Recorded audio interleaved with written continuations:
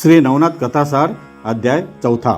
देवीच्या भैरवांची व दासींची फजिती, देवीचे दर्शन. मच्छिंद्रनाथाने सेतुबंद रामेश्वरास मारुतीशी सख्यत्व केल्यानंतर तो हिंगळा देवीच्या दर्शनास जावयास निघाला. ती ज्वालामुखी भगवती महाप्रदीप्त आदिशक्ती होय. जेव्हा मच्छिंद्रनाथ देवीच्या प्रचंड दरवाजाशी पोचला तेव्हा दरवाजावर महाप्रबळ अष्टभैरव उभे होते.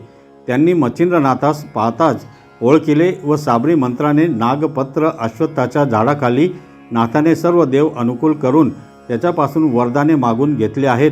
तो ह्याचा कार्यभाग कितपत सिद्धीस गेला आहे याची प्रचिती पाहण्याचे त्याच्या मनात आले. म्हणून ते भैरव आपली रूपे पालटून संन्यासी बनले आणि दाराशी उभे राहिल्यावर तुम्ही कोठे जात वगैरे मच्छिंद्रनाथास ते विचारू लागले. तेव्हा त्याने सांगितले की देवीचे दर्शन घ्यावयाचे माझ्या मनात आहे, म्हणून मी आत जात आहे.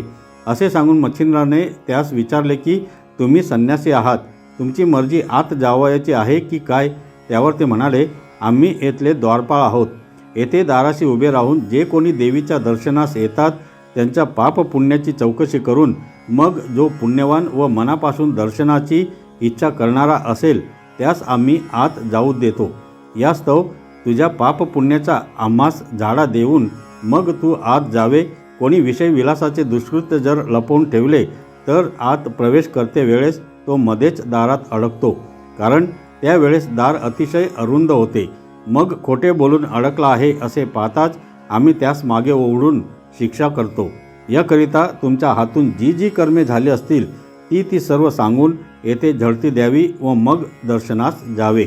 अष्टभैरवांचे असे भाषण ऐकून मच्छिंद्रनाथ म्हणाला, मी पाप पुण्य काही एक जाणत नाही. मजकडून आजपर्यंत जी जी कर्मे घडली ती सारी ईश्वरा प्रित्यर्थ केली आहेत. तशात आम्ही पाप पुण्यापासून अलिप्त आहोत. हे भाषण ऐकून ते संन्यासरूपी अष्टभैरव चकित झाले व म्हणाले, जन्मास आल्यानंतर तू केलेली कामे छपवून ठेवलीस तर येथे तुझा निभाव लागावयाचा नाही. मार खाऊन परत जावे लागेल. याकरिता काही वाईट असेल ते सांगून आत जावे, म्हणजे अंबाबाई कृपा करील व तुला दर्शन देईल. अशा प्रकारचा बराच संवाद होऊन शेवटी मच्छिंद्रनाथ म्हणाला की प्राण्यांना शासन करण्याकरिता मी अवतार घेतला आहे. मज पुढे तुम्हा मशकांचा प्रताप अद्भुत आहे असे माझ्याने म्हणवेल तरी कसे?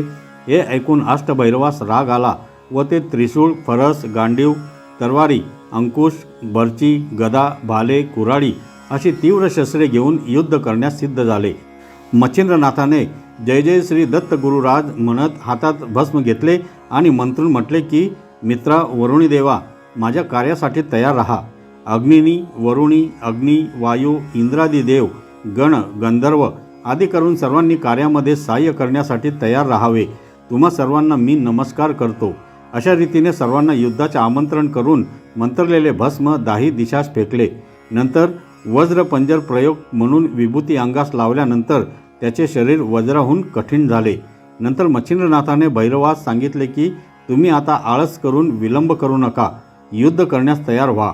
न कराल तर तुम्हास माता पित्यांची शपथ आहे. ते ऐकून अष्टभैरवांनी रागाने तीव्र शस्त्रे सोडली, परंतु मच्छिंद्रनाथाने त्यास जुमानिले नाही. ती त्यास गवताच्या काड्यांप्रमाणे वाटली, परंतु त्या योगाने तिन्ही लोकात थरकाप होऊन गेला. त्यावेळी वासव शक्ती सोडण्यात आली. तिच्या आवाजाने ब्रह्मांड दणाणून गेले. तो अंबेने ऐकताच शोध करण्यासाठी आपल्या लावण्याखानी दासी पाठविल्या. त्यांनी हा प्रलय पाहिल्यानंतर दुसऱ्या असंख्य दासी मदतीस आणून शस्त्रास्त्राचा मजबूत मारा चालू केला, परंतु मच्छिंद्रनाथाने त्या सर्वांचे निवारण केले आणि बुलविणारे मोहिनी अस्त्र कामशरामध्ये योजून प्रेरितास्त्र त्या अस्त्राने दासीच्या देहात गुप्त संचार करून पिशाच्या समान सर्वात भ्रमविले. या प्रकारचा चमत्कार चालला असता विद्या गौरव अस्त्राच्या योगाने त्याने सर्वांस नग्न करून त्यांची वस्त्रे आकाशात उडवून दिली. नंतर माया अस्त्राच्या योगाने मच्छिंद्राने हजारो पुरुष त्या स्त्रियांपुढे निर्माण केले आणि स्मरण अस्त्राच्या योगाने त्या सर्व स्त्रियास शुद्धीवर आणले. त्यावेळी समोर हजारो पुरुष व आपण वस्त्ररहित असा प्रकार पाहून त्या दासी परम लज्जित होऊन रानोमाळ पळत सुटल्या. अशा स्थितीमध्ये त्या पळत असता भैरव कंठी प्राण धरून अत्यवस्थ पडलेले त्यांनी पाहिले. मग त्या पळून भगवतीजवळ गेल्या. त्यांची अवस्था पाहून आंबेला आश्चर्य वाटले. तिने काय प्रकार घडला म्हणून विचारता दासी म्हणाल्या, सुकृत सरळ म्हणून ही दशा प्राप्त झाली. कोणी एक जोगी आला आहे, त्याने या रीतीने आमची दुर्दशा करून टाकली. त्यानेच भैरवाचा प्राण कासावीस केला आहे. आता तुम्ही आपला गाशा गुंडाळून येथून कोणीकडे तरी पसार व्हा, नाहीतर तुम्हावर हाच प्रसंग येऊन गुदरेल असे आम्हास दिसते. अशा प्रकारे त्या दासी कावऱ्या बावऱ्या होऊन भगवतीस सांगू लागल्या. त्या भिवून गेल्यामुळे थराथरा कापत होत्या व त्यांच्या डोळ्यांपुढे तो जोगी दिसत असल्यामुळे भयाने आला आला असा शब्द त्या करीत होत्या. हा सर्व प्रकार भवानीने ऐकून घेतल्यानंतर तिला परम आश्चर्य वाटले. मग तो कोण आहे हे ती अंतर्दृष्टीने पाहू लागली. तेव्हा मच्छिंद्रनाथ या नावाने कवी नारायणाने अवतार घेतला असल्याचे तिच्या लक्षात आले. नंतर तिने सर्वांस वस्त्रे दिली आणि त्यासह अंबा मच्छिंद्रनाथाजवळ गेली. तिने अतिप्रेमाने त्यास हृदयी धरिले. तेव्हा तो जगन्मातेच्या पाया पडला. आंबेने त्यास मांडीवर बसविले व प्रताप करून दाखविल्यावर तिने त्याची तारीफ केली. शेवटी तिने त्यास भैरवांना सावध करावयास सांगितल्याबरोबर त्याने वात आकर्षण अस्त्र काढून घेतले. भैरव सावध होऊन पाहू लागले. तो अंबा मच्छिंद्रनाथास मांडीवर घेऊन बसली आहे असे त्यांच्या दृष्टीस पडले. त्यांनी देखील मच्छिंद्रनाथाची तारीफ करून त्याला शाबासकी दिली व नाग अश्वत्थाखाली संपूर्ण दैवते प्रसन्न होऊन त्यास आशीर्वाद दिल्याबद्दलचा मूळचा सादंत मजकूर आंबेला कळविला.